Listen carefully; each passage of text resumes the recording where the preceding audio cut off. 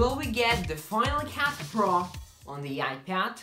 That's a good question, and many filmmakers, videographers want to have Final Cut Pro on iPad. And not only Final Cut Pro, Xcode also. Because, you know, people who are more professionals, they just want to do better things. I just want to have Final Cut Pro on iPad, but during Apple Special Event 2021, I just arrived at the conclusion that unfortunately it won't take place. And let me get this straight.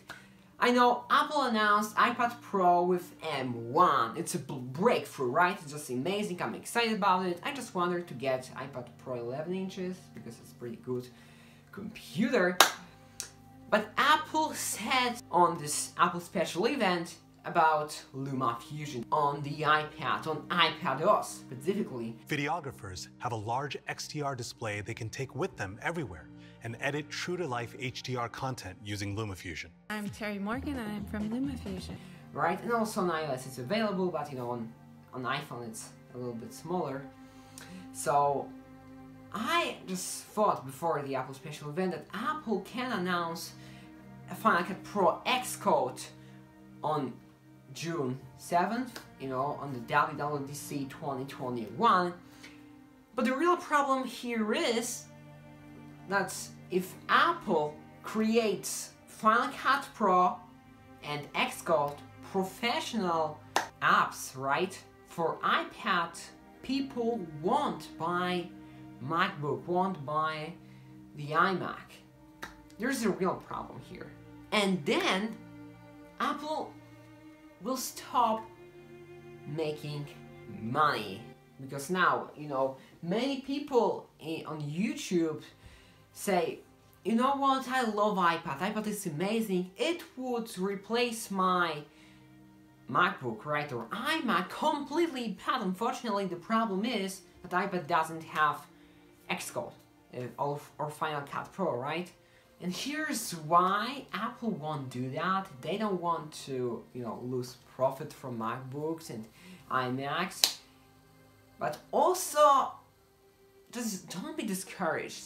I use my iPad only, like the only iPad challenge or something like that. I just decided to do this challenge 2 years ago and I still have only my iPad.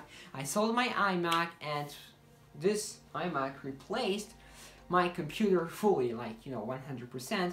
I create all my videos in LumaFusion. And Apple supports LumaTech, this company who created LumaFusion. They just want to develop this app, just want to make as close as Final Cut Pro or Premiere Pro, and really I can do many transitions, like 4i transition, you know, green screen transitions, and all of that stuff. So just, it's very, you know, it's just possible to create professional transitions, visual effects, and so all of different things on iPad using LumaFusion.